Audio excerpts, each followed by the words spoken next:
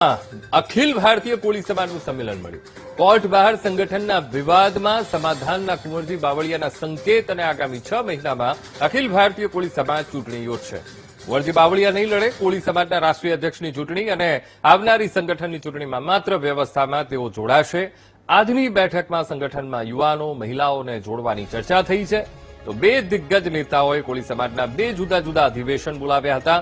કુંવરજી બાવળિયા જૂથે આજે હીરા સોલંકી જૂથે 21 જૂને સંમેલન એ બોલાવ્યું. વાત મુદ્દે સંવાદદાતા મેહુલ ફોનલાઈન પર જોડાઈ ગયા છે. મેહુલ, વિવાદ વચ્ચે દિલ્હીમાં અખિલ ભારતીય કોળી સમાજનું સંમેલન મળ્યું. હવે બે જૂથ આખા સમાજમાં પડી ગયા છે, એક કુંવરજી બાવળિયા અને એક હીરા સોલંકી. મેહુલ, વાત કરવામાં આવે તો એક સંમેલન જે છે તે દિલ્હી ખાતે મળ્યું હતું.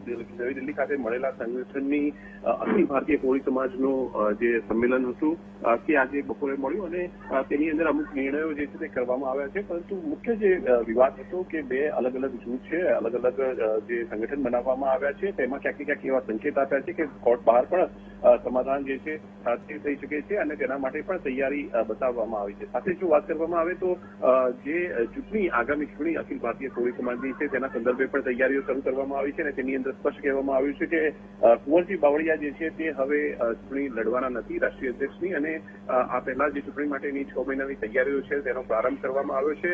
પરંતુ 21 તારીખે આ બીજા જે જૂથ છે તેની બેઠક મળવાની છે.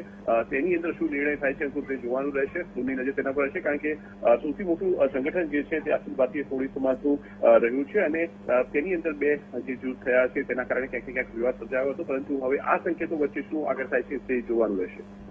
બિલકુલ મેહુલ, સમગ્ર માહિતી સાથે જોડાવા બદલ આપનો આભાર.